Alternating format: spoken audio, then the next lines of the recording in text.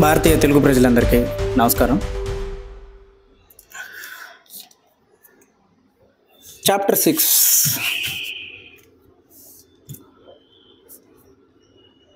వ్యాపారేతరం.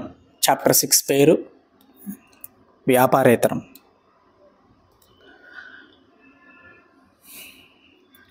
Other than business. Chapter 6లో 3 విషయాలు జరుగుతాయి. మొట్టమొదటి విషయం, ఫ్రాన్సిస్కో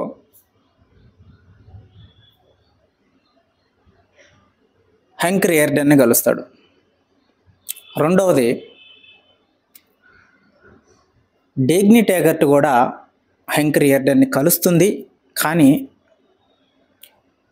ఎప్పటిలాగా కలిసినప్పుడు వాళ్ళిద్దరి మధ్య చోటు చేసుకున్న ఏదైతే ఫీలింగ్స్, ఆ పరిస్థితులు ఉంటాయో, ఈసారి ఆమె యొక్క కలయిక అతనితో ఇంకో దారి వైపు వెళ్తుంది ఆ కలయిక. మూడవది, హెంక్ రియార్డన్ భార్య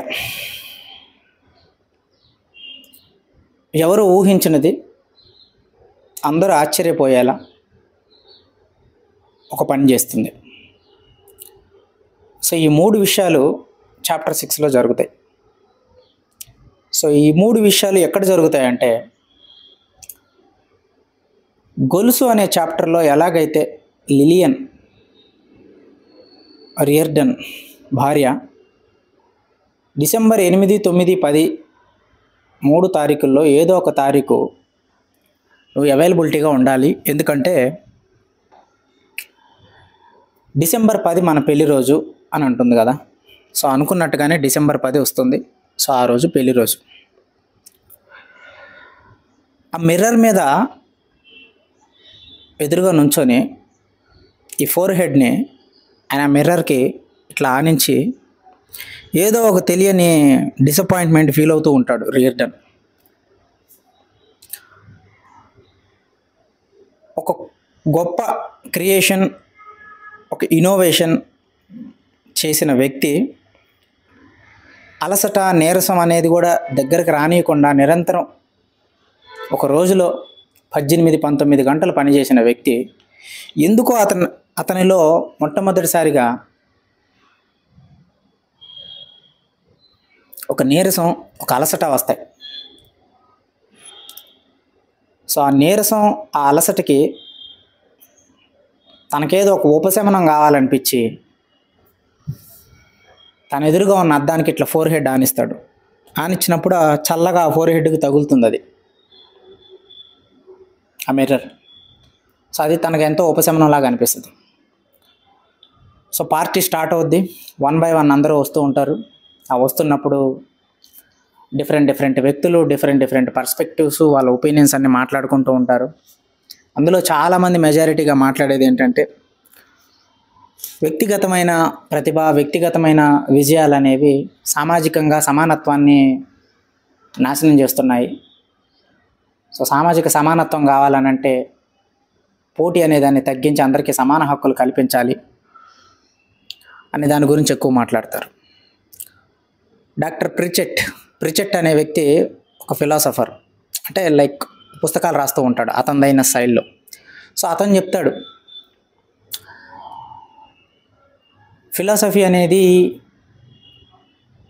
నీకేం తెలియదు అని చెప్పడానికే కానీ నీకు ఇది తెలుసు అని నేర్చుకోవటానికి కాదు అని అతనిదైన కొన్ని అభిప్రాయాలు చెప్తూ ఉంటాడు. ఓవరాల్గా అతని అభిప్రాయాల యొక్క సారాంశం ఏంటంటే, మనిషికి ఇండివిజువల్గా శక్తి ఉండటానికి వీల్లేదు. ఇండివిజువల్గా నేనేదో అందరికన్నా డిఫరెంట్ అనుకునేది ఒక పెద్ద భ్రమ. తర్కం, రేషనాలిటీ, లాజిక్ అనేది పెద్ద అమాయకమైన చర్య,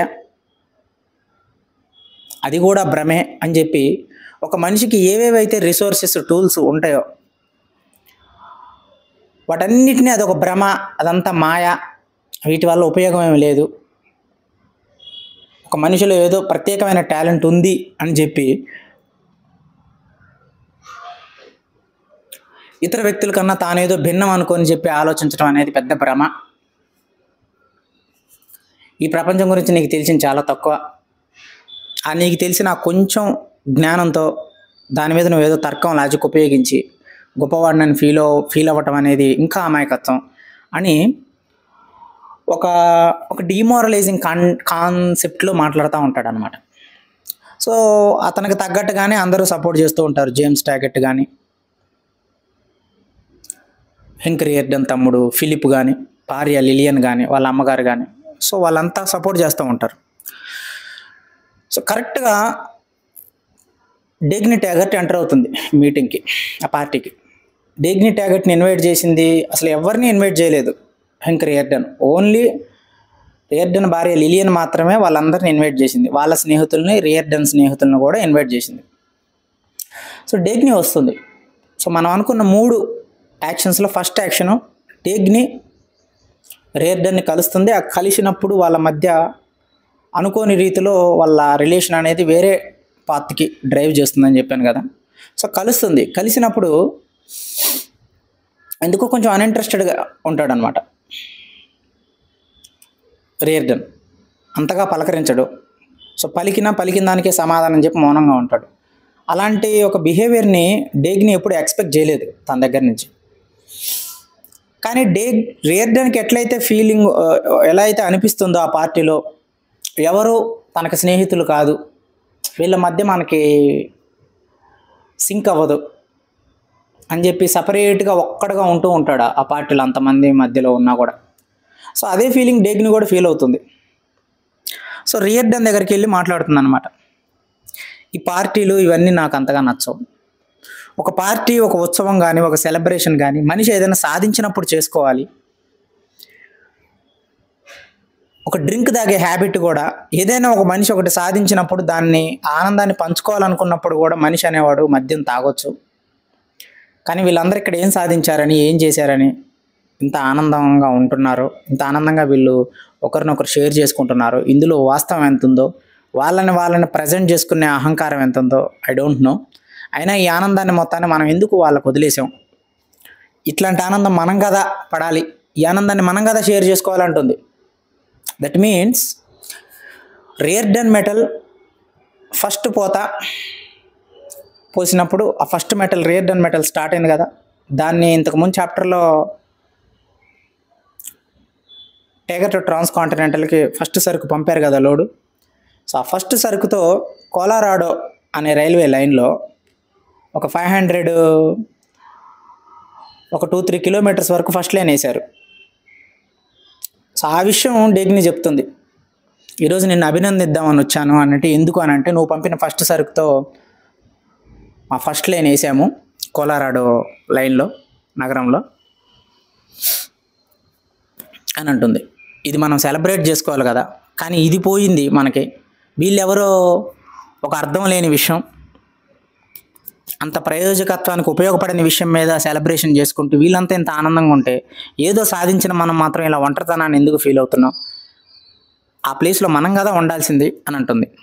సో దట్ మీన్స్ వాళ్ళిద్దరి యొక్క ఆలోచనలు, వాళ్ళిద్దరి యొక్క సెన్సిబిలిటీసు ఒక పాయింట్ ఆఫ్ కాంటాక్ట్ దగ్గరకు వచ్చి వాళ్ళని ఒకరికొకరు అర్థం చేసుకునే ఒక స్పేస్ని అక్కడ కల్పిస్తాయన్నమాట ఆ పార్టీ. నెక్స్ట్ ఫ్రాన్సిస్కో వస్తాడు ఇదే పార్టీకి. ఫ్రాన్సిస్కో వస్తే, ఈ ఫ్రాన్సిస్కో అనే వ్యక్తి మీకు తెలుసు, ఒక విలన్ కైండ్ ఆఫ్ క్యారెక్టర్ ప్రస్తుతానికి ఇతను, అక్కడున్న సమాజం దృష్టిలో కానీ, మిగతా వాళ్ళందరి దృష్టిలో కానీ.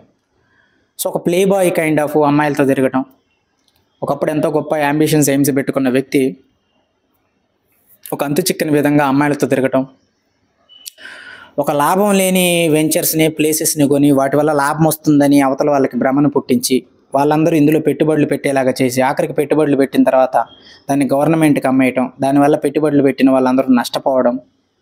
ఇలా ఎందుకు చేసావు అని అంటే, నేను క్షణికానందం కోసం చేశాను అని ఒక అర్ధరహితమైన ఆన్సర్లు ఇవ్వటం. ఇవన్నీ అంతు చిక్కేవి కాదు. అసలు ఎందుకు చేస్తున్నాడు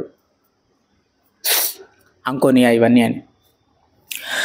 సో ఈ విధంగానే రియార్డన్కి కూడా నచ్చదు ఫ్రాన్సిస్కో అంటే. సో భార్య దగ్గరికి వెళ్ళి, ఫ్రాన్సిస్కో వస్తున్నాడు కదా, అతన్ని నాకు పరిచయం చేయొద్దు నువ్వు, వాడంటే నాకు నచ్చదని చెప్తుంది. సో అనుకున్నట్టుగానే లిలియన్ కూడా అతన్ని పరిచయం చేయదు రియార్డన్కి. సో ఫ్రాన్సిస్కో కాసేపు అక్కడక్కడ అందరితో తిరిగి డైరెక్ట్గా రియార్డన్ దగ్గరికి వెళ్తాడు. నేను నీతో మాట్లాడాలనుకుంటున్నాను అంటాడు.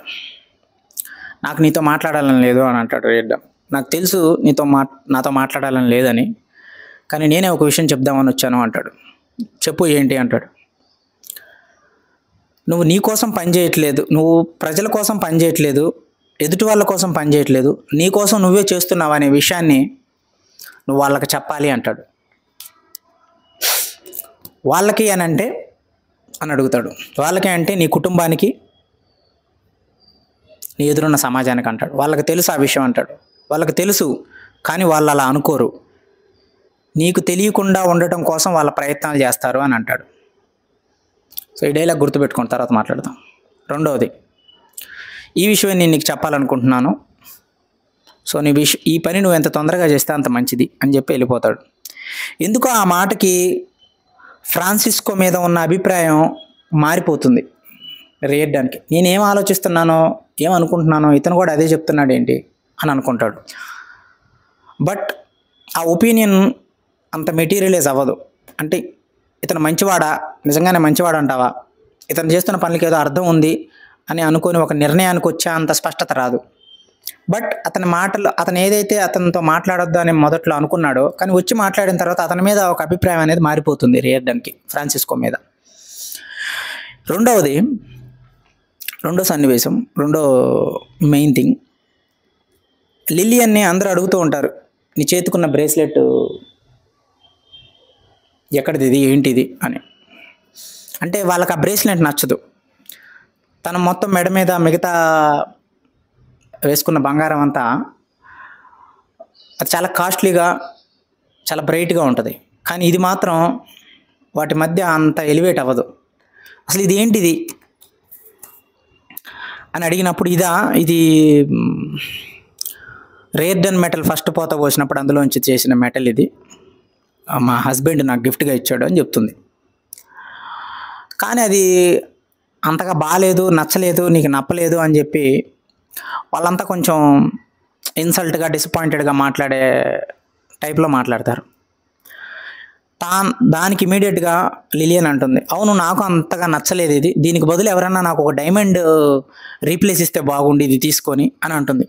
తాను ఎందుకు ఆ మాట అంటుంది ఏంటనేది పక్కన పెడదాం. అంటే ఇమీడియట్గా అంటుంది అన్నమాట, అట్లా ఇది అంతగా బాగాలేదు, నచ్చలేదు, మిగతా నువ్వు వేసుకున్న మిగతా బంగారాలతో పోలిస్తే ఇదంతా బాగాలేదు అని అంటుంది అని అంటారు అందరూ. అంటూ ఉన్నప్పుడు తనకి ఎందుకు ఆలోచన వస్తుందో అంటే, రెగ్యులర్ ఒక నార్మల్ ఫ్లోలో అంటుంది అనమాట, అవును దీనికి బదులు ఏదన్నా నేను ఒక డైమండ్ ఉంటే బాగుండు, దీన్ని రీప్లేస్ తీసుకొని ఎవరైనా నాకు డైమండ్ ఇస్తే బాగుండు అని అంటుంది. అక్కడే ఉన్న డెగ్ని ఆ మాట వింటుంది. సో ఆ మాట విని, నేను అనుకున్నంత పెరిగిదానివి నువ్వు కాకపోతే ఆ బ్రేస్లెట్ నాకు ఇచ్చి ఈ డైమండ్ నువ్వు తీసుకో ఉంటుంది. తన చేతికున్న డైమండ్ని ఇచ్చేస్తుంది అనమాట డెగ్ని. సో అప్పుడు లిలియన్ ఇమీడియట్గా ఆ బ్రేస్లెట్ తీసి తనకిస్తుంది. రియార్డన్ చేసిన బ్రేస్లెట్, డెగ్ని దగ్గర నుంచి డైమండ్ తీసుకుంటుంది. సో ఈ విషయం, ఈ పనిని చూసి అక్కడ ఉన్న వాళ్ళందరూ డెగ్నికి ఇంత పొగరు అని చెప్పేసి తన గురించి కొంచెం ఆవేశంగా మాట్లాడుకుంటారు. కానీ ఈ విషయాలను డెగ్ని పట్టించుకోదు, పక్కకి వెళ్తుంది. ఈ పని ఇక్కడ జరిగింది, నేను ఇచ్చిన బ్రేస్లెట్ని లిలియన్ అంటే తన భార్య డెగ్నికి ఒక డైమండ్ నెక్లెస్ కోసం రీప్లేస్ చేసుకుంది అనే విషయం అతను కూడా గమనించి దగ్గరకు వస్తాడు. దగ్గరకు వచ్చిన తర్వాత డెగ్ని వైపు చూస్తాడు. ఇక్కడ ఒక పర్టికులర్ డైలాగ్ ఉంటుంది. డెగ్ని వైపు రియార్డన్ చూసినప్పుడు తన చేతిలో ఉన్న రియార్డన్ మెటల్ తప్పించి మిగతా మొత్తం చాలా స్పష్టంగా తనను నగ్నంగా చూసినట్టుగా ఒక ఫీలింగ్ అనిపిస్తుంది రియార్డన్కి. సో దాని తర్వాత ఎందుకు ఇలా చేసావు అని తను అడగాలి అనుకుంటాడు, కానీ అడగడు. సో వాళ్ళిద్దరి మధ్య ఏదో ఒక కన్వర్జేషను జరిగినట్టుగా వాళ్ళు ఒకరికొకరు చూసుకొని డేగ్ని వెళ్ళిపోతుంది. సో దాని తర్వాత లిలియన్తో ఆ రోజు సాయంత్రం లిలియన్తో మాట్లాడతాడు తన భర్త. రియార్డన్ లోపలికి వస్తాడు. ఇలా ఎందుకు చేసావు ఏంటి అనేది అడగడు, కానీ నువ్వు అనుకున్నట్టుగా జరిగింది కదా ఈరోజు పార్టీ అని అంటాడు. అన్న తర్వాత ఆ కిటికీ దగ్గరికి వెళ్తాడు. అసలు నేను ఎందుకు పెళ్లి చేసుకున్నాను లిలియన్ని, నాకేం కావాలి, అసలు నేను ఏం కోరుకుంటున్నా, తను నా నుండి ఏం కోరుకుంటుందని ఆలోచిస్తాడు. సో ఇక్కడితో చాప్టర్ 6 అయిపోతుంది. అయితే ఈ అయిపోయే ముందు ఒక 3 విషయాలు. ఫ్రాన్సిస్కో ఎందుకు ఆ డైలాగ్ అన్నాడంటే, తనతో తాను ఎప్పుడూ ఒక కాన్ఫ్లిక్ట్కి గురవుతున్నాడు. నేను పెళ్లి చేసుకున్నాను కాబట్టి ఏమతో ఉండటం నా ధర్మం, ఏమతో ఉండటం నా నైతిక ధర్మం అని చెప్పి తనకి సమయం కుదరపోయినా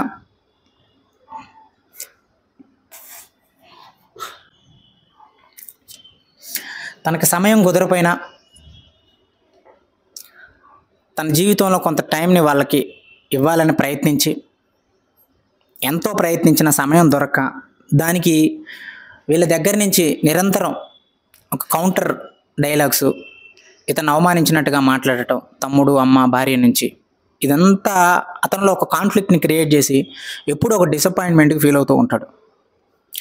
సో అందుకే ఆ ఫంక్షన్ జరుగుతున్నప్పుడు కూడా తను ఎందుకో ఒక డిసప్పాయింట్మెంట్లో ఉంటాడు. ఆఖరికి తన ఆఫీస్లో ఒక ముఖ్యమైన సూపరింటెండెంట్ చెప్పకుండా మానేస్తాడు. అతను ఎందుకు మానేశాడు, అసలు రిజైన్ ఎందుకు చేశాడు, దాని గురించి మాట్లాడాల్సి ఉంటుంది. కొన్ని ప్రాంతాలకి సరుకు వెళ్ళాల్సి ఉంటుంది, ఆ సరుకు అక్కడ స్టక్ అయిపోయి ఉంటుంది, చాలా పెండింగ్ వర్క్స్ ఉన్నాయి. ద ఫస్ట్ కాంట్రాక్ట్స్ టేగట్ ట్రాన్స్కాంటినెంటల్కి మనం ఇచ్చాము, వాళ్ళకి సరుకు విత్ ఇన్ టైంలో మనం డెలివరీ చేయాలి. ఇవన్నీ చాలా పనులు ఉండగా ఈ పెళ్ళి ఇదంతా ఎందుకు అతనికి నాన్ సెన్స్గా అనిపిస్తుంది, కానీ చెప్పలేడు. ఎందుకంటే తన భార్యను తన నుంచి కోరుకుంటుంది ఆ దయ, ఆ టైం కదా, అది నేను ఇవ్వాలి అని చెప్పేసి తన మనసులో అనుకుంటుంది. నేను టైం ఇవ్వలేను, నా వల్ల కుదరదు, ఇది నాకు చేతగాని పని, నేను చేయలేని పని, I have lot of work, నేను అనుకుంటున్న వైపుగా అని తన మనసులో ఉంటుంది, కానీ బయటికి చెప్పడు. ఇలా కొన్ని సంవత్సరాల నుంచి ఇదే ప్రాసెస్. ఆ ప్రాసెస్లోనే అతను ఏదైతే తాను ఇతరులకి చెప్పాలనుకుంటాడో అది చెప్పలేకపోవటం వల్ల, అది చెప్తే వాళ్ళు ఏమనుకుంటారో అనుకోవటం వల్ల ఆ అభిప్రాయాలు, ఆ ఒపీనియన్స్, అతని నిర్ణయాలన్నీ తన లోపలే ఉండటం వల్ల అది తనకి ఒక ప్రెషర్ని ఇస్తుంది. దానివల్ల ఒక ప్రెషర్ క్రియేట్ అవుతుంది రియార్డన్లో. సో అది గమనించిన వ్యక్తి ఫ్రాన్సిస్కో. అందుకే ఫ్రాన్సిస్కో రాగానే డైరెక్ట్గా చెప్తాడు, నువ్వేంటి అనేది స్పష్టంగా నీ ఎదుటి వాళ్ళకి, నీ కుటుంబానికి నువ్వు చెప్పాలి. అంటే నీ ఈగోయిస్టిక్, నీ స్వధర్మంలో ఉన్న వాల్యూస్ ఏంటనేది వాళ్ళకి చెప్పాలి. అలా చెప్పినప్పుడే నువ్వు అనుకుంటున్న వైపు నువ్వు వెళ్ళగలవు. అలా లేదు అని అంటే జీవితం మొత్తం నీ కాన్ఫ్లిక్ట్ని బేస్ చేసుకొని, ఈ కాన్ఫ్లిక్ట్ అంతా నీలోనే ఉంచుకొని నువ్వు అనుకున్న పాయింట్కి నువ్వు వెళ్ళలేక ఇట్లా సతమతం అవుతూనే ఉంటావు అని చెప్పి వెళ్ళిపోతాడు. రెండవది, డేగ్ని రియార్డన్ వైపుగా తను అట్రాక్ట్ అవుతుంది. అట్రాక్ట్ ఇన్ ద సెన్స్ ఎక్కడో తన మనసులో ఇష్టం అనేది మొదలవుతుంది రియార్డన్ మీద. ఆ ఫంక్షన్కి వచ్చినప్పటి నుంచి ఆ మాటలు ఎక్కడికి వెళ్ళినా కొంచెం అవాయిడ్ అవుతూ ఉంటాడు డేగ్నికి. ఎందుకనంటే డేగ్ని తన వైపు అట్రాక్ట్ అవుతుందనే విషయం గమనించిన రియార్డన్ తన భార్యకి ద్రోహం చేయకూడదు, తన భార్యని పెట్టుకున్న నమ్మకాన్ని నేను బ్రేక్ చేయకూడదు అని చెప్పేసి దూరం అవుతూ ఉంటాడు లాయాలిటీగా. చివరికి తన భార్యకి తాను ఎంతో గొప్పగా గౌరవ సూచకంగా ఇచ్చిన తన బ్రేస్లెట్ని కూడా ఒక డైమండ్ నెక్లెస్ కోసం రీప్లేస్ చేసుకుంటుంది వాళ్ళ భార్య లిలియన్.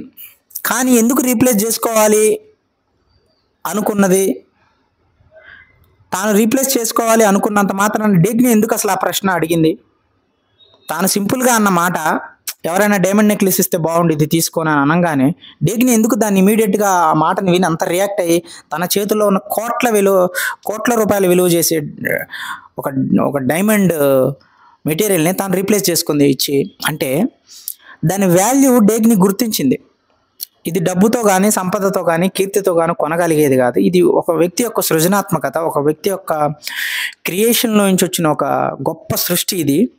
దీని వాల్యూ ఒక మనిషి గుండెలో నుంచి వచ్చిన తనదైన కొన్ని విలువలతో రెగ్యులర్ ప్యాటర్న్కి డిఫరెంట్గా వెళ్ళి తనను తాను ఒక పనికి అంకితం చేసుకున్న ఆ గొప్ప పనిలోంచి వచ్చిన ఇది ఒక గొప్ప బహుమతి లాంటిది. దీని వాల్యూ ఈమెకు తెలియట్లేదు, దీని వాల్యూ నాకు తెలుసు అని తన మనసులో ఇమీడియట్గా వచ్చిన ఆ సంకల్పం ద్వారా తను రీప్లేస్ చేసుకుంటుంది. అంటే ఐ మీన్ అక్కడ రేర్డెన్ వైపుగా తన ఫీలింగ్స్ అనేవి కన్వర్ట్ అవుతున్నాయి, వెళ్తున్నాయి డేగ్నీకి. అందుకే రైన్ ర్యాండ్ గారు అక్కడ పర్టికులర్ డైలాగు రాశారనమాట. ఎప్పుడైతే రేర్డెన్ మెటల్ డైమండ్ 2 మార్పిడి జరిగిన తర్వాత రేర్డెన్ చేసిన ఫస్ట్ బ్రేస్లెట్ డేగ్నీ చేతిలో ఉండంగా రేర్డెన్ వచ్చి అది చూసినప్పుడు తన చేతిలో ఉన్న గొలుసు తప్ప మిగతా అంతా కూడా తనకి చాలా స్పష్టంగా నగ్నంగా కనపడింది డేగ్నీ రేర్డెన్కి అనే డైలాగ్ ఏంటి అని అంటే తన మనసులో ఉన్న భావం అనేది స్పష్టమైంది అనేది అక్కడ చెప్తున్నారు ఐన్ ర్యాండ్ గారు. అంటే డేగ్నీ యొక్క మనసు రేర్డెన్ వైపుగా వెళ్ళింది. రేర్డెన్కున్న వాల్యూస్ని బట్టి, రేర్డెన్కున్న అతనుకున్న ఇన్నోవేషన్ వాల్యూస్ని బట్టి, అతనుకున్న క్యారెక్టరిస్టిక్స్ని బట్టి, సేమ్ క్యారెక్టరిస్టిక్స్ డేగ్నీకి, అదే కైండ్ ఆఫ్ పర్స్పెక్టివ్ ఉన్న డేగ్నీ అట్రాక్ట్ అయింది. అందుకే అంటుంది వీళ్ళంతా పెళ్లి రోజు అని చెప్పి ఏదో చేసుకుంటున్నారు కానీ నువ్వు ఫస్ట్ వరల్డ్లో ఒక ఇన్నోవేషన్ చేసావు రేర్డెన్ మెటల్ని. ఆ మెటల్తో ఫస్ట్ సరుకు మాకు పంపించి ఆ సరుకుతో మేము 2 కిలోమీటర్లు ఈరోజు ఫస్ట్ లైన్ వేసాం. సెలబ్రేట్ చేసుకోవాల్సింది మనం కదా, కానీ వీళ్ళకి ఎందుకు అవకాశం ఇచ్చావు అని అంటుంది. అంటే ఐ మీన్ వాళ్ళ యొక్క అంతర్గతంగా వాళ్ళ మనసులో ఉన్న కొన్ని విలువలు కలవటం ద్వారా వాళ్ళ మధ్య ఒక రకమైన సాన్నిహిత్యం, బంధం ఏర్పడటానికి ఆ పార్టీ అనేది కారణమైంది. కానీ ఈ విషయాన్ని గమనించిన వ్యక్తి రేర్డెన్ తన భార్యకి మోసం చేయకూడదు, తన భార్య ఉండగా ఇంకొక వ్యక్తుల వైపు అతను అట్రాక్ట్ అవ్వకూడదు, అది నా యొక్క నైతికతకి అడ్డు అని చెప్పేసి దూరం దూరం వెళ్తూ ఉంటాడు. సో ఇది ఒక ప్రాసెస్ జరుగుతుంది. సో ఇలా ఉండగా ఆ చివరి పార్టీ అయిపోయిన తర్వాత వాళ్ళు ఆ రూమ్లోకి వెళ్ళిన తర్వాత తాను పడుకొని అది బ్రేస్లెట్ చూసుకుంటూ ఉంటుంది ఆ డైమండ్. కానీ తిను మాత్రం కిటికీ దగ్గర ఉండి ఒక్కసారిగా అసలు లిలియన్ ఎలా కలిశాడు ఏంటి అని ఆ బ్యాక్ డ్రాప్లోకి వెళ్తాడు. సో లిలియన్ ఒక వంశానికి చెందిన ఒక వ్యక్తి. తను చాలా డిగ్నిఫైడ్గా ఉంటుంది. భార్య అనే ఒక క్యారెక్టర్ని, భార్య అనే ఒక హోదాని తాను బాగా ఆనందిస్తుంది. అది ఆమె యొక్క లక్షణం. సో ఆ లక్షణాన్ని చూసి తను అట్రాక్ట్ అవుతాడు. సో ఈమెకి భార్య అనే హోదాని ఇద్దాము, ఆ భార్య అనే హోదాని ఇవ్వటం ద్వారా తనకు తాను గెలిచినట్టుగా తాను అనుకుంటాడు రేర్డెన్. ఎలా అంటే తాను భార్యగా ఉండటం, ఆ భార్య అనే డెసిగ్నేషన్ని తాను ఒక గొప్ప హోదాగా ఫీల్ అవుతుంది అని లిలియన్కి తెలిసినప్పుడు, లిలియన్ అనుకుంటున్నప్పుడు, అది ఇతను ఇవ్వగలిగినప్పుడు అది తాను చాలా గర్వంగా గొప్పగా ఫీల్ అవుతాడు తన మనసులో. అంటే తాను ఒక అవకాశాన్ని ఇతని నుండి కోరుకుంటుంది. ఈ అవకాశం అతను ఇవ్వగలిగినప్పుడు, ఎప్పుడైతే అవకాశం ఎదుటి వాళ్ళకి ఇవ్వగలిగే అవకాశం ఉన్నప్పుడు ఆ వ్యక్తి చాలా గర్వంగా చాలా ఎక్కువగా ఫీల్ అవుతాడు. సో ఆ ఫీలింగ్లోనే తను మ్యారేజ్ అయిన తర్వాత కూడా భార్య ఏది కోరినా అది ఇవ్వటం నా ధర్మం, ఆమెకు టైం ఇవ్వాలి, ఆమె నా నుంచి దయ కోరుకుంటుంది అని చెప్పి తన యొక్క ఇంటర్నల్ క్యారెక్టర్కి ఆపోజిట్గా అభిప్రాయాలు బయట పెట్టకుండా వెళ్తూ ఉంటాడు. అందుకే ఒక కాన్ఫ్లిక్ట్ ఉంటుంది ఎవ్రీ మినిట్ ఎవ్రీ డే. ఆ ఫ్యామిలీ అనే కాన్సెప్ట్లో రేర్డెన్కి ఒక కాన్ఫ్లిక్ట్ ఉంటూ ఉంటుంది. ఇంకొకటి రేర్డెన్ యొక్క క్యారెక్టర్ బ్యాక్డ్రాప్లో తన క్యారెక్టరిస్టిక్స్ ఎలా ఉంటాయంటే, తనకు ఒక లక్ష్యం ఉంది, తాను ఖచ్చితంగా అనుకున్నది చెయ్యాలి అనే లక్ష్యంతోనే చిన్నప్పటి నుంచి కూడా పోరాడాడు ప్రతి విషయంలో. కానీ ఒక్క విషయంలో మాత్రం తాను దాన్ని కొన్నిటిని జయించలేకపోయాడు. అందులో ఒకటి వ్యామోహం, అంటే కొన్ని వాంఛలు, ఆపోజిట్ జెండర్. అంటే అమ్మాయిల మీద తనకున్న వాంఛను కానీ, అమ్మాయిల మీద తనకున్న కోరికలను కానీ తాను జయించలేకపోయాడు. దానివల్ల ఎన్నోసార్లు ఆ బలహీన క్షణాల్లో అతను ఎన్నో పరిస్థితుల్లో ఎంతోమందికి లొంగిపోవడం జరిగింది. దీనివల్ల అతనికి చాలా డ్యామేజ్ అయింది. తనను తాను అసహించుకున్నాడు కూడా. నేను ఇంత సాధించగలిగేవాడిని, ఇంత చేయగలిగే కెపాసిటీ, క్రియేటివిటీ ఉన్నవాడిని, ఈ ఒక్క విషయంలో ఎందుకు నేను లొంగిపోతున్నాను అనుకున్నాడు. అనుకున్న దాని మీద వ్యతిరేకంగా పోరాటం చేయాలని మనసులో అనుకుంటాడు కానీ ప్రతి క్షణం దానికి లొంగిపోతూనే ఉంటాడు. సో ఈ పోరాటంలోనే తనకి లిలియన్ పరిచయం అవడం మొదలు పెడుతుంది. ఆ లిలియన్ని పెళ్లి చేసుకోవాలి, ఎలాగైనా పెళ్లి చేసుకొని భార్య అనే హోదా తనకి ఇవ్వటం ద్వారా నేను గెలిచినట్టుగా నాకు అనిపిస్తుంది, అలాగే నా లోపల ఉన్న వ్యామోహం, ఆ కాంక్ష కూడా తీరుతుంది అని చెప్పేసి ఒక అట్రాక్టివ్ బేస్డ్లో తన లోపల ఉన్న వ్యామోహానికి అనుగుణంగా ఒక వ్యక్తి దొరికింది అనే ఉద్దేశంతో తన వ్యామోహాన్ని తీర్చుకోవడానికి ఒక వ్యక్తి కావాలి, ఆ కావాలనుకున్న వ్యక్తి కొంచెం డిగ్నిఫైడ్గా ఉంటే బాగుంటుంది అనే ఒక పర్స్పెక్టివ్లో తనని పెళ్లి చేసుకుంటాడు. అడుగుతాడు, మ్యారేజ్ చేసుకుంటాను, తను కూడా అంగీకరిస్తుంది. కానీ అసలు లిలియన్ రియర్డన్లో ఏం చూసి ఒప్పుకుంది, ఏం చూసి తాను పెళ్లి చేసుకోవడానికి ఒప్పుకుంది అనే విషయం మాత్రం ఇంకా రివీల్ కాల. అప్పుడు పెళ్ళైన ఒక నెల తర్వాతనే తన లోపల ఉన్న వ్యామోహం అంతా అనుకుంటాడు అనమాట రియర్డన్. పెళ్ళైన ఏ కాంక్షతో అయితే నేను పెళ్లి చేసుకున్నాను, పెళ్ళైన మొదటి నెలకే నా వ్యామోహం, నా కాంక్ష అంతా పోయింది. ఇప్పుడు కేవలం ఒక అవసరం మాత్రమే ఉంది. ఈ అవసరం కోసం ప్రతిసారి నేను తన గదిలోకి వచ్చినప్పుడల్లా నా మీద నాకు ఒక అసహ్యం పుడుతుంది. ఎందుకంటే ఒక ఫీలింగ్ లేదు, ఒక ఎక్స్ప్రెషన్ లేదు, ఒక కైండ్ ఆఫ్ మోరల్ సపోర్ట్ లేదు. కేవలం శారీరక అవసరాలు తీర్చుకోవడం కోసమే ఈ గదిలోకి వస్తున్న ప్రతిసారి నా మీద నేను ఒక యుద్ధం చేస్తున్నట్టు నేను ఫీల్ అవుతున్నాను. నా జీవితంలో నేను చేసిన ఒక అసహ్యకరమైన పని, ఒక అసహ్యకరమైన ఫీలింగ్ని నేను ఎప్పుడు ఆ అసహ్యమైన ఫీలింగ్తో నేను ఎప్పుడు పోరాటం చేస్తూనే ఉన్నాను. అదేమిటంటే నా లోపల ఉన్న వ్యామోహం కోసం, నా లోపల ఉన్న ఒక కాంక్ష కోసం నేను ఎన్నోసార్లు నా జీవితంలో ట్రాక్ తప్పాను. ఆ ట్రాక్ తప్పకుండా దాన్ని మొత్తాన్ని ఒక ప్లేస్లో ఒక వ్యక్తికి అంకితం చేద్దాం అనుకొని పెళ్లి చేసుకుంటే ఆ వ్యక్తి మీద కూడా నాకు ఒక నెల తర్వాత కాంక్ష, వ్యామోహం పోయింది. ఇంక ఇప్పుడు కేవలం అవసరం మిగిలింది అని అంటే ఇక్కడ కాంక్ష, వ్యామోహం, అవసరం అని అంటే అవసరానికి ఒక అవసరం మనకు ఏదైనా ఉన్నప్పుడు అది విపరీతంగా ఉంటే అది కాంక్ష, అప్పుడప్పుడు ఉంటే అవసరం. ఏదైతే అతను మొట్టమొదట్లో ఒక వ్యామోహంతో ఉన్నాడో అది మొత్తం పోయింది, ఒక నెలతో బట్టబయలు అయిపోయింది అనమాట, అంటే తీరిపోయింది. ఇప్పుడు అడపాదడప అవసరం ఉంది, శారీరక అవసరం.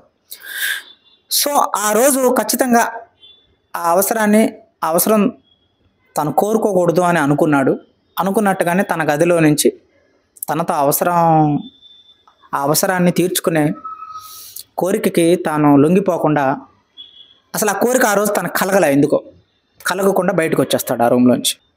తన ఆఫీసులో ఉన్న సూపరింటెండెంట్ చెప్పకుండా రిజైన్ చేస్తాడు. ఆఫీసులో చిన్న సమస్యలు వస్తాయి, వాటిని ఎట్లా సాల్వ్ చేయాలి అని చెప్పేసి ఆలోచిస్తూ ఉంటాడు ఆ పార్టీలో. డేగ్ని మనసు రియర్డన్ వైపు వెళ్తుంది, అందుకే బ్రేస్లెట్ చేంజ్ చేసుకుంటుంది తన డైమండ్ నెక్లెస్ ఇచ్చి. సో వీళ్ళిద్దరు పరిచయం అనుకున్నట్టుగా ముందుకెళ్తుందా, ఈ రియర్డన్ తన భార్య మీద ఉన్న లాయాలిటీని బ్రేక్ చేసి వెళ్తాడా, లేదు నేను నీతో ఉండాలని నాకు అనిపించట్లేదు, నీకు నాకు మానసికమైన విలువలు, మోరల్ థింగ్స్, ఎథిక్స్ కానీ ఇవేవి మనకు కలవలేదు, we're two different poles, so ఈ కాన్ఫ్లిక్ట్ నేను మొయలేకపోతున్నానని చెప్పి నిజాయితీగా తన లాయాలిటీని ఒప్పుకొని వెళ్తాడా, లేదంటే తనతో ఉండగానే బ్రేక్ చేసి డేగ్నీతో ఫార్వర్డ్ అవుతాడా అనేది మొదటి విషయం. 2, ఫ్రాన్సిస్కో చెప్పినట్టుగా you have to tell what you are, నువ్వేంటి అనేది స్పష్టంగా చెప్పాలి ఎదుటి వాళ్ళకి, నీ ఫ్యామిలీకి కానీ ఎవరికైనా. ఇలా ఎంతకాలం నువ్వు కాన్ఫ్లిక్ట్ మోస్తూ ఉంటావు? తమ్ముడు ఏదో అంటే తమ్ముడికి తగ్గట్టు బతకడం, మీ అమ్మగారు ఏదో చెప్తే ఆ అమ్మగారికి తగ్గట్టు తల వంచడం, మీ భార్య ఏదో సమయాన్ని కోరుకుంటుంది, నీ దయను కోరుకుంటుంది అని చెప్పి తనకేదో చెప్పలేక, జీవితంలో నువ్వు చేసిన ఒకే ఒక్క తప్పు, నీ శారీరక వ్యామోహాల కోసం, నీ శారీరక వాంఛల కోసం నీకు ఒక వ్యక్తి కావాలి అని నువ్వు ఆ వ్యక్తిని పెళ్లి చేసుకున్నావు చూసావా, అదొక్కటే మొట్టమొదటి చర్య నువ్వు తప్పు చేసింది. ఆ ఒక్క తప్పు చేసావనే కారణంగా నువ్వు వీటన్నిటిని భరించాల్సి వస్తే ఎన్ని రోజులు ఇట్లా భరిస్తావు? You have to tell, open up అవ్వాలి నువ్వు. ఏ క్షణం అయితే నా శారీరక వాంఛల్ని నేను అంగీకరించి పెళ్లి చేసుకున్నానో ఆ రోజే నేను ఈ హింసకి బాట వేసిన వాడిని అయ్యాను అని రియర్డన్ ఆ రోజు ఆలోచించుకుంటూ ఉంటాడు. సో ఫ్రాన్సిస్కో చెప్పినట్టుగా తాను ఎక్స్ప్లోర్ అవుతాడా, తనని తాను చెప్పి నిజాయితీగా నాకు కుదరట్లేదు అని ఫ్యామిలీతో తనదైన విలువలు చెప్పి తన క్రియేటివిటీ వైపు వెళ్తాడా? 3, ఈ చాప్టర్లో లాస్ట్ క్లైమాక్స్లో జాన్ గోల్ట్ ఎవరు అని అక్కడ డిస్కషన్ జరుగుతున్నప్పుడు ఒక అమ్మాయి జాన్ గోల్ట్ ఎవరో నాకు తెలుసు అని డేగ్నీతో చెప్తుంది. డేగ్నీ ఎవరు చెప్పు అని అంటే, అట్లాంటిక్ సముద్రం, పసిఫిక్ సముద్రం, అట్లాంటిక్, అంటార్క్టికా సముద్రం, 7 సముద్రాలు ఉంటాయి, 7 సముద్రాలు కదా.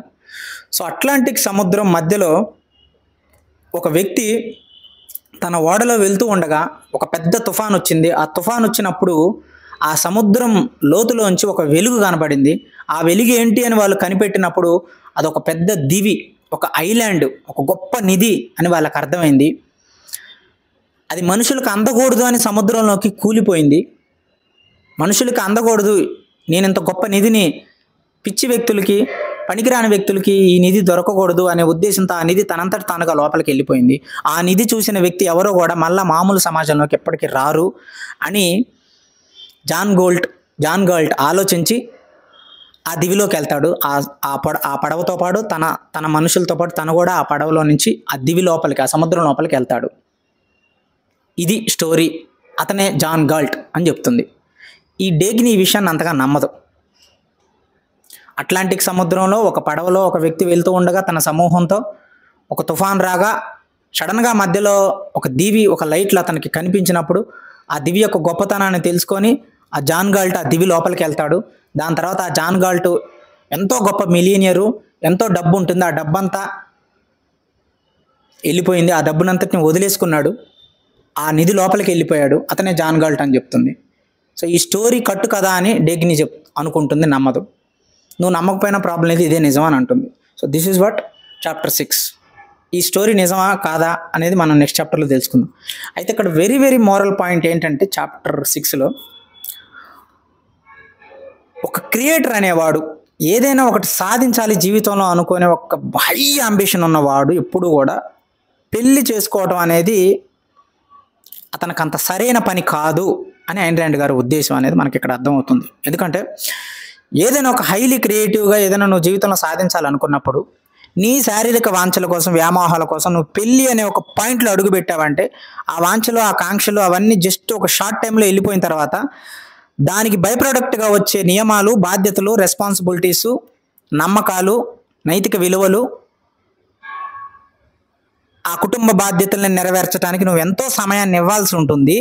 అది కనుక నువ్వు ఇవ్వలేని పక్షంలో సమాజం నీ మీద ఒక ముద్ర వేస్తుంది. అప్పుడు నువ్వు అనుకుంటున్న క్రియేటివిటీ ఫీల్డ్లో కానీ నువ్వు చేయాలనుకుంటున్న పనికి ఇవి చాలా డిస్టర్బెన్సెస్గా ఉంటాయి. నువ్వు నీ రీతిలో అనుకున్న స్థాయికి నువ్వు వెళ్ళలేవు. So when you're highly ambitious towards something, అది లేకపోతే నేను బతకలేను, ఇది నేను సాధించకపోతే నాకు నిద్ర పట్టదు అనుకునేంత ఒక అంబిషియస్ థింగ్స్ నీకు ఏమైనా ఉంటే పెళ్ళి అనేది అవాయిడ్ చేయండి అని ఐన్ ర్యాండ్ గారి యొక్క ఉద్దేశం. అది దాని యొక్క పాయింట్. ఎందుకంటే ఒక క్రియేటర్ అనేవాడు వాడు నిరంతరం దాని గురించి ఆలోచిస్తూ ఉంటాడు. అలాంటి వాడికి పెళ్ళి అనుకున్నప్పుడు దాంతోపాటు వచ్చే కొన్ని బాధ్యతలు వాడు నెరవేర్చకపోతే అవతల వాళ్ళు బాధపడుతూ ఉంటారు, నాకు టైం ఇవ్వలేదు, నాతో రాలేదు అని. అటు వాళ్ళని బాధ పెట్టినట్టుగా ఉంటుంది, వాళ్ళ బాధ కోసం ఇతను ఒప్పుకుంటే ఇతను చేయాల్సిన పనులు ఎన్నో పెండింగ్ ఉంటాయి. దీని మధ్య కాన్ఫ్లిక్ట్లో మనిషి లోపల ఒక అంతర్మదనం, ఒక బాధ, నిరంతరమైన ఒక గిల్ట్ ఫీలింగ్ అనేది జనరేట్ అవుతూ ఉంటుంది. So when you're highly ambitious towards something, ఆ గోల్ రీచ్ అయ్యే వరకు పెళ్ళి అనేది అవసరం లేదు. ఆ గోల్ రీచ్ అయిన తర్వాత కూడా లైఫ్ మొత్తం నువ్వు దానికి అంకితం చేయాలనుకున్నప్పుడు కూడా పెళ్ళి అనేది అవాయిడ్ చేయటం మంచిది. అది అలాంటి వ్యక్తులకి సరిపడదు అని చెప్తుంది. అంతేగాని మనం వినాయక చవితికి ట్రాక్టర్ల ముందు డ్యాన్సులు వేసుకుంటా, పుష్కరాలకి నీళ్ళల్లో మునిగిలు వేసుకుంటా, కాల్ సెంటర్లో జాబులు చేసుకుంటా, నాకు పెళ్ళి వద్దు అంటే అది కుదరని పని. అది పెళ్ళి వద్దు అనే మాట ఆ కైండ్ ఆఫ్ జోనర్లో ఉన్న వ్యక్తులకు కాదు చెప్పింది. సంథింగ్ అల్టిమేట్ అనుకున్నప్పుడు నార్మల్ థింగ్స్ అనేవి అల్టిమేట్ థింగ్స్కి సెట్ కావు. సో 24 hours నువ్వు ఒక బిజినెస్ మీద, ఒక పాయింట్ ఆఫ్ వేరియేషన్ మీద నువ్వు పెట్టాలనుకున్నప్పుడు టైం మొత్తం నీకు దానికే సరిపోతుంది. దిస్ ఈజ్ వాట్ చాప్టర్ 7లో మనం కలుద్దాం. అప్పటి వరకు సెలవు. నేను రాకింగ్ రవి. జై హింద్, జై భారత్.